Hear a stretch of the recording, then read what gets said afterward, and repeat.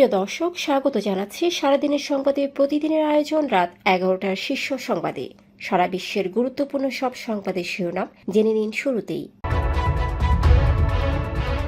মিথ্যা মামলার বাদীদের বিরুদ্ধে ব্যবস্থা নেওয়া হচ্ছে বললেন আইজিপি।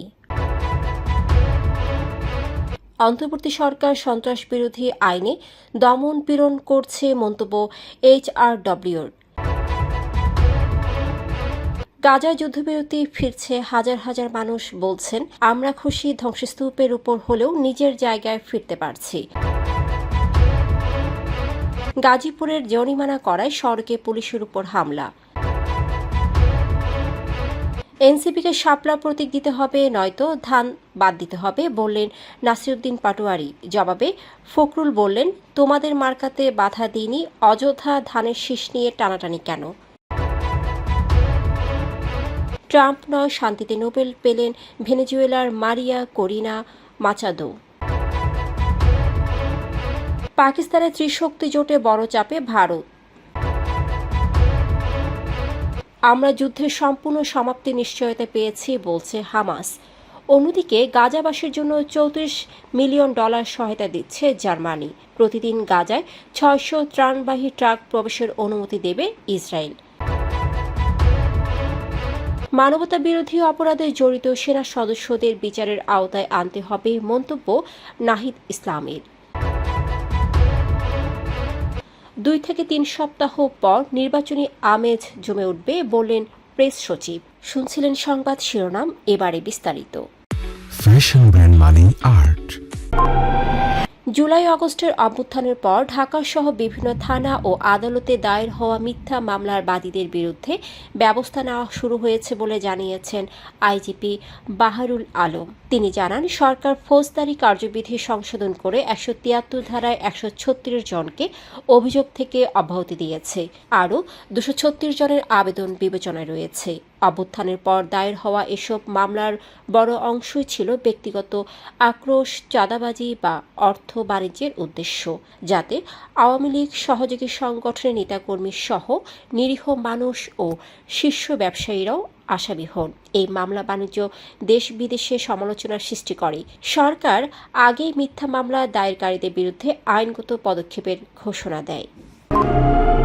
বাংলাদেশে ডক্টর মোহাম্মদ ইউনূসের নেতৃত্বাধীন অন্তর্বর্তী সরকার ক্ষমতাচ্যুত আওয়ামী লীগ সমর্থকদের গ্রেফতারে সম্প্রতি সংশোধিত সন্ত্রাস বিরোধী আইন ব্যবহার করছে বলে জানিয়েছে হিউম্যান রাইটস ওয়াচ এইচআরডব্লিউ।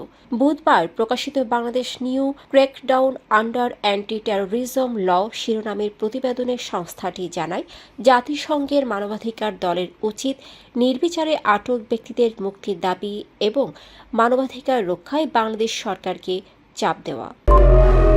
2 বছরের রক্তক্ষয়ী যুদ্ধের পর ইসরায়েল ও হামাসের মধ্যে যুদ্ধবিরতি কার্যকর হওয়ায় শুক্রবার গাজায় হাজার হাজার বাস্তুচ্যুত মানুষ বিধ্বস্ত ঘরে ফিরতে শুরু করেছেন। ইসরায়েলি বাহিনী ধীরে ধীরে অবস্থান ত্যাগ করায় গাজা নগর ও আশপাশের এলাকায় মানুষের ঢল নেমেছে বলে জানিয়েছে রয়টার্স। ঘন ধুলার ভেতর দিয়ে এক বিশাল মানবধারা গাজা সিটির দিকে রওনা হয়, যে শহরটি কিছুদিন আগেই ছিল ইসরায়েলের অন্যতম প্রধান সামরিক লক্ষ্যবস্তু। শেখ রাদওয়ান এলাকায় 40 বছর বয়সী ইসমাইল জায়েদা বলেন, সৃষ্টিকর্তাকে ধন্যবাদ, আমার বাড়িটি এখনো দাঁড়িয়ে আছে। বাসিন্দা মাহাদি শাকলা বলেন, যুদ্ধবিরতির খবর পেয়ে আমরা আনন্দে ফিরেছি, যদিও সবকিছু ধ্বংস হয়ে গেছে, তবে ধ্বংসস্তূপের উপর হলেও নিজ জায়গায় ফিরতে পারছি, এতেই শান্তি। গাজীপুরের শ্রীপুরে অবৈধ পার্কিংয়ের দায়ে জরিমানা করা হাইওয়ে পুলিশের উপর হামলা হয়েছে। শুক্রবার সকালে জৈনাবাজার এলাকায় ঢাকা ময়মনসিংহ মহাসড়কে এ ঘটনা ঘটে। ইমাম পরিবহনের বাস চালক ও সহকারী ক্ষিপ্ত হয়ে কনস্টেবল আব্দুর রবকে মারধর করে রাস্তার পাশে নিয়ে যায় এবং ঘুষ লেনদেনের মিথ্যা অভিযোগ তোলে। এতে আরও লোক জড়ো হয়ে পুলিশকে মারধর করে। মাওনা হাইওয়ে থানার ওসি মোহাম্মদ আয়ুব আলী জানান, অবৈধ পার্কিং করে যাত্রী ওঠানোর সময় পুলিশ বাসটিকে সাইড করতে সিগন্যাল দেয় ও পরে জরিমানা করে। ঘটনার পর সালনা এলাকা থেকে বাস চালক সহকারী সহ 3 জনকে আটক করা হয়।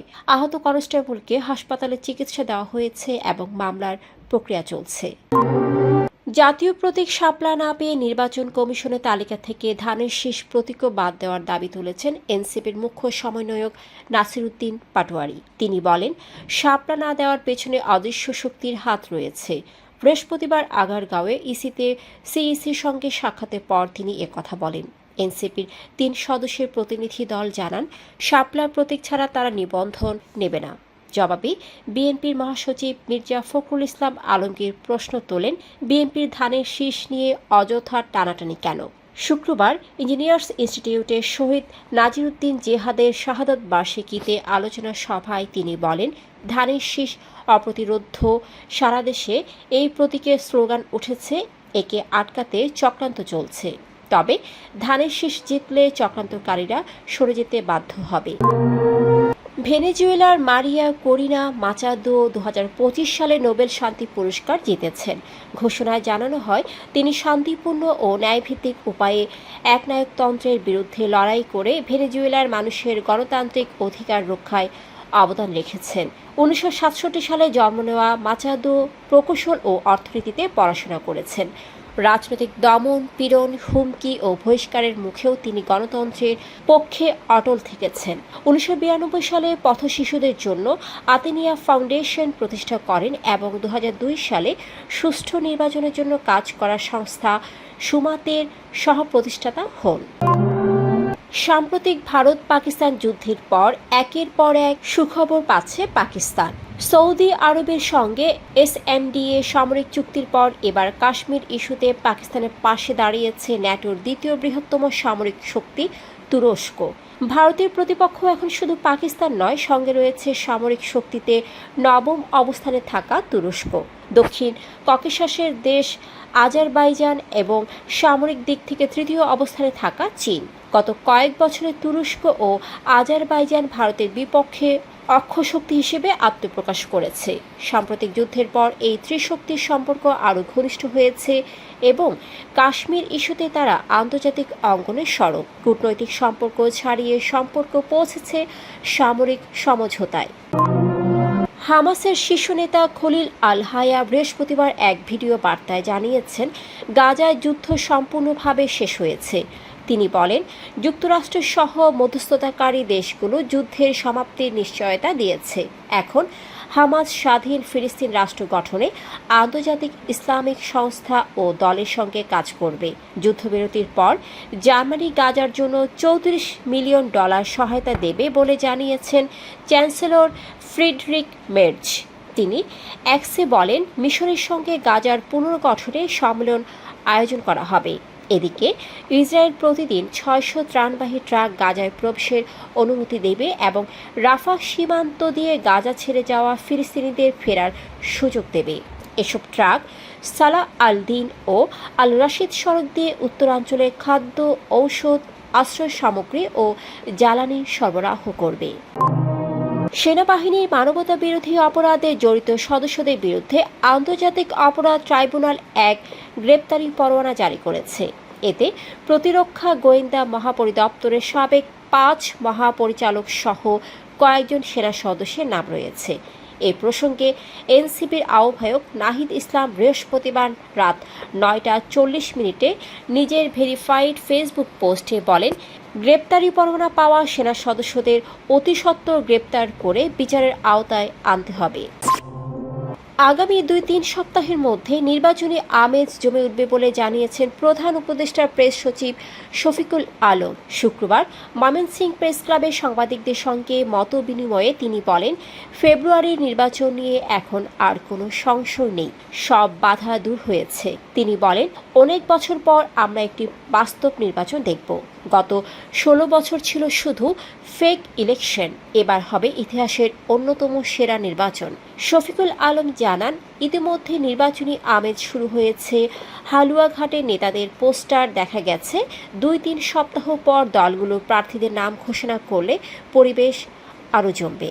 দর্শক, এতক্ষণ আমাদের সাথে থাকার জন্য ধন্যবাদ। প্রতি মুহূর্তে দেশ বিদেশের গুরুত্বপূর্ণ সব সংবাদ জানতে ভিজিট করুন www.সারাদিনেরসংবাদ.com ও চোখ রাখুন সারাদিনের সংবাদের অফিসিয়াল ফেসবুক পেজে।